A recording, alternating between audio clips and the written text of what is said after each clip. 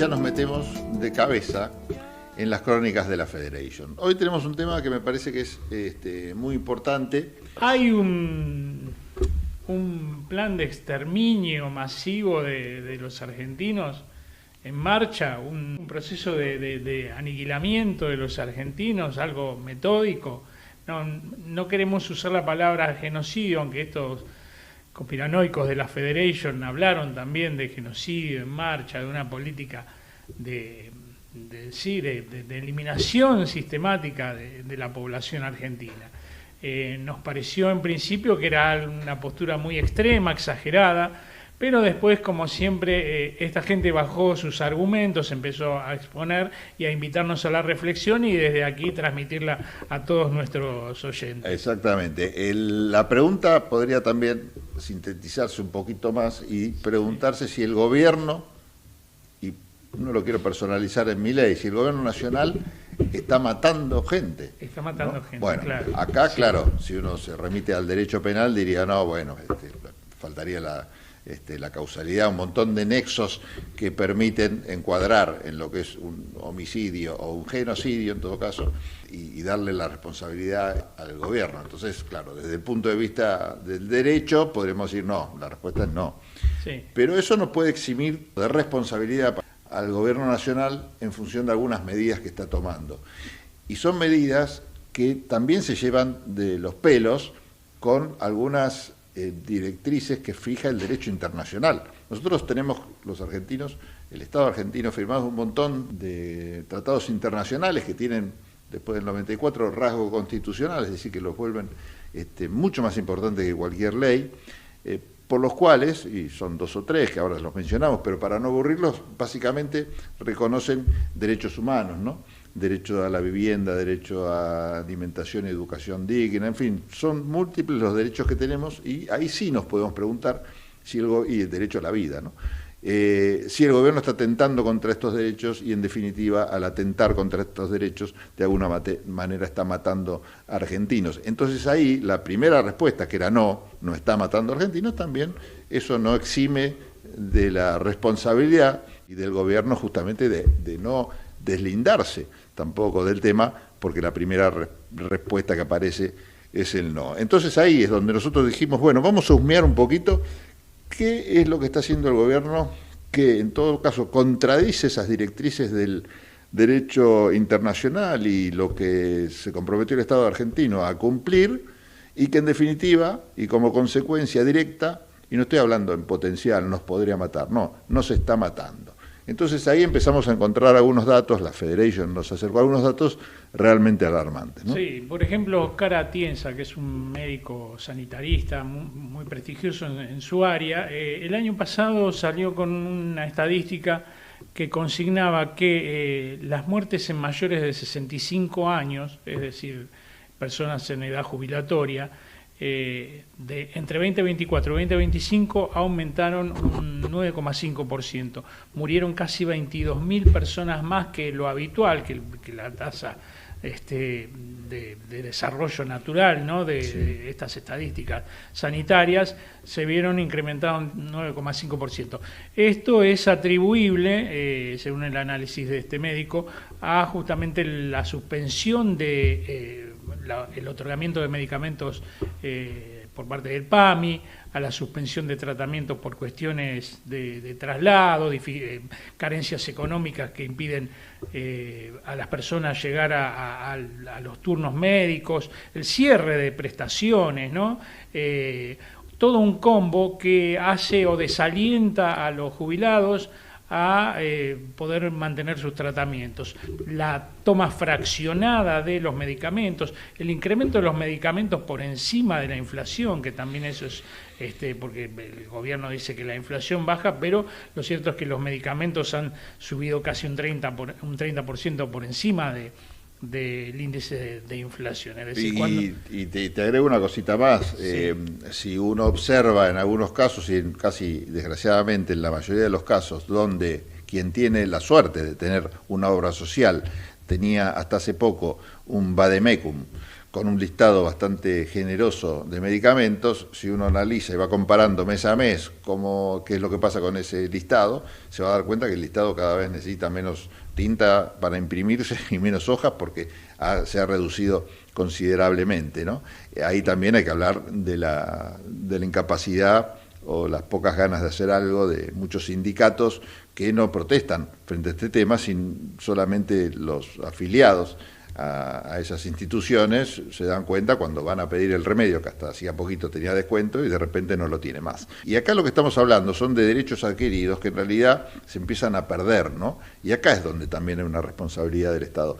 Y donde el derecho internacional fija también una pauta, ¿no? Cuando hay una regresión, una marcha atrás en derechos que ya son conquistados, dice el derecho internacional y estas convenciones que hacíamos referencia recién, que se deben tomar expresas medidas de seguridad para que esas decisiones que son regresivas no afecten la salud, en todo caso, no afecten la vida de las personas. Y acá tenemos un ejemplo claro, donde vos si te sacan un beneficio, como es el que tenías, por ejemplo, con un descuento en un medicamento, empezás a optar, que es lo que está pasando con los más viejos, por ejemplo, o la gente de menos recursos, que empieza a decir, bueno, este no lo tomo porque no tengo plata. Entonces empiezan a elegir, porque no tienen otra alternativa, qué remedio tomar y qué no, y claramente se acortan la vida y se termina muriendo, por lo menos un poquito antes, ¿no? Sí, bueno, después también está el tema de los suicidios, ¿no? Toda la semana pasada fue así una noticia de alarma, de real alarma, porque 3.250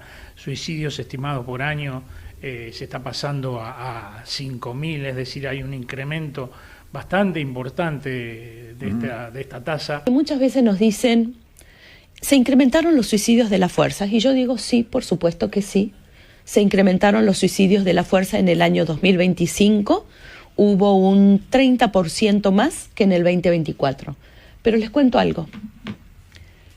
Se incrementaron los suicidios en el país, ¿sí? Y las fuerzas federales no escapan a esa realidad. La tasa de suicidio de Argentina, está en el informe que publicamos, es del 22.7 suicidios cada 100.000 habitantes. Mira, ahí tenemos, ahí José y Javier pusieron en pantalla algunos números que muestran esto, ¿no? Lo que pasó tras la pandemia. Sí, ¿no? Es verdad, tras la pandemia, pero en el último año también pegaron un salto. Salto muy importante. Vos fíjate, la pandemia ahí está marcada con un rosa, que ven ustedes, empieza a caer, ¿no? Claro.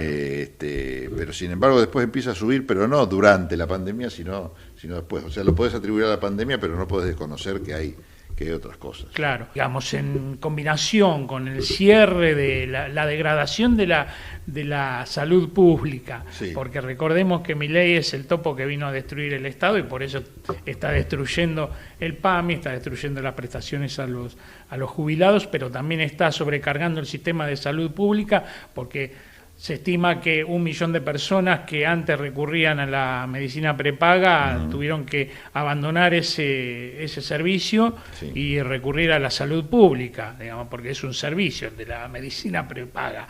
Se está recargando el sistema de salud pública, resintiéndose con más dilación en los turnos, que también pasan las prepagas, ¿no? Porque cada vez es más espaciado. Mirá, te digo algo, esta obligación por parte del Estado aparece en un protocolo que la Argentina firmó también a nivel internacional, que se llama el Protocolo de San Salvador, que obliga a los Estados a avanzar hasta el máximo de los recursos disponibles y reconoce expresamente los derechos estos que decías vos, seguridad social y salud. En materia de salud, exige atención primaria, extensión de los servicios de salud y atención particular de quienes se encuentran en situaciones de mayor riesgo o pobreza, y también dispone una protección especial para la vejez. O sea, eso es una obligación que el Estado argentino se comprometió a hacer y está en el rango, y tiene rango constitucional, que está desoyendo o mirando para otro lado, ¿no? Sí, hablábamos también de la degradación de la educación pública, del desconocimiento de leyes por parte del gobierno nacional. Es como que hay todo de profesores que no están llegando a cubrir la canasta básica de pobreza, entonces están debajo de la línea de pobreza. Todo eso genera individualmente, porque hablarlo así con un tema un poco jocoso, pero detrás de todas estas cuestiones hay historias difíciles, complejas, gente que no está realmente sigue pudiendo llegar a fin de mes, que está endeudada, también el tema del endeudamiento está siendo motivo de iniciativas para ver si el Estado Nacional hace algo con niveles récord de endeudamiento que están teniendo las familias. El ministro de Economía, Luis Caputo, ya echó por tierra con cualquier tipo de iniciativa en ese sentido, porque es un tema entre privados. Ahora que se hayan generado las condiciones para que la gente deba recurrir al endeudamiento para sobrevivir, es una cuestión pública, pero bueno, no, claro, la persona que tiene que recurrir a un préstamo para poder llegar a fin de mes, eso sí es un tema entre privados, pero no las condiciones generales, ¿no?, que motivan esa cuestión. El que los profesores de la universidad ganen por debajo de la línea de pobreza es una decisión del Estado Nacional, desconociendo una ley aprobada por el Congreso, ratificada incluso por la Corte Suprema de Justicia. Exactamente. Bueno, son discusiones interesantes, porque podríamos decir, con argumentos meramente económicos o fiscalistas, que en realidad se está haciendo todo esto para lograr lo que se dice un equilibrio fiscal o algún argumento de otra naturaleza, pero eso nos exime de responsabilidad al gobierno que toma estas decisiones, ¿no? Claro. Primero porque está contradiciendo, insisto, el derecho internacional, que nos invita a actuar de otra manera, ¿no? Extremar los recursos, la inventiva también, como para que estas cosas y situaciones extremas no pasen. Claro, uno puede decir, bueno, lo que pasa es que por más que el derecho, la Constitución diga que todos los argentinos tenemos derecho a una vivienda digna, por ejemplo, materialmente no se puede cumplir porque el Estado está quebrado. Bueno, fenómeno, pero ahí vienen las decisiones políticas que se han tomado en otro sentido, ¿no? Eximir a las grandes fortunas de pagar impuestos, permitir, por ejemplo, que los autos importados vengan, si uno los compra, tenga que pagar también menos impuestos. En fin, hay un montón de situaciones y decisiones que contradicen esta lógica de decir, bueno, no hay plata para algunas cosas sí y para otras no. Y lo que el derecho internacional dice es que si hay un poquito de plata, hay que destinarla acá. Te obliga la Constitución Nacional, te obliga, por ende, también las leyes. Entonces, bueno, está otra vez el gobierno incumpliendo con la ley, y los números que decía Enrique recién hablan de muertes en función de este incumplimiento. Entonces ya no se trata de una discusión nada más ideológica, sino también de una discusión que tiene que ver con la supervivencia, ¿no? Claro. Estamos matando argentinos. Sí, estamos matando argentinos como estamos matando empresas, ¿no? Porque se cerraron, lo vamos a reiterar muchas veces, tristemente este número, pero 30.000 pymes, entre 30.000 y 40.000 pymes que cerraron durante la gestión de Javier Milei. Se trata de empresas que involucraban sueños, familias que vivían de esas empresas, perspectivas de desarrollo, todo que está naufragando, y en un naufragio ya sabemos lo que pasa, no es que termina como la película El náufrago, no, mucha gente tristemente queda en el camino, debe recurrir a actividades que no son su expertise, genera frustración, problemas. Bueno, hablando de frustración, yo creo que ahí tenemos una placa que habla del suicidio, que volvió a ser la principal causa de muerte en jóvenes, un poco lo mencionábamos recién. Pero vos fíjate que toda esta situación y todo este panorama lo que genera también es una gran depresión en los chicos que no ven futuro, por lo menos en el país. No son todos, o la minoría es la que puede escaparse a otras latitudes donde tampoco está garantizado el éxito y para nada. Entonces, bueno, esto genera realmente una situación de descontento tal que, bueno, que vuelven a un país donde el tema del suicidio de los jóvenes no era un gran tema, como sí, por ejemplo, en países donde hay poco sol, por ejemplo, hace mucho frío todo el año, que es un tema común y de gran preocupación de los estados, que la gente se mata, sobre todo los jóvenes. Bueno, ahora viene esa preocupación acá, y no justamente por la falta de sol, sino por la falta de futuro, ¿no? Claro. Bueno, doctor Galeano, usted era muy chico y no recordará que en una época la Patagonia era como que se hablaba que en la Patagonia había muchas de estas malos hábitos, ¿no? Sí. O sea, de alcoholismo, drogas, sí, o de violencia doméstica, porque justamente el clima, había un factor predisponente climático. Invierno duro, claro. Claro, bueno, todo eso con los años se dejó de hablar, justamente porque hubo un régimen, durante nuestra democracia, en los años previos, obvio, hubo un régimen de promoción industrial y de desarrollo y de ejercicio de soberanía efectiva en la Patagonia, en Tierra del Fuego principalmente, con el régimen de promoción industrial. Y mucha gente empezó a ver la Patagonia como un destino de futuro, ¿no? Por eso la población de Tierra del Fuego se fue conformando, no son muchos los nacidos y criados, sino que muchísima gente de otras provincias fue a generar ahí su vida, a desarrollar su vida de modo bastante interesante, ¿no? Con buenos ingresos, un trabajo de alta calificación técnica.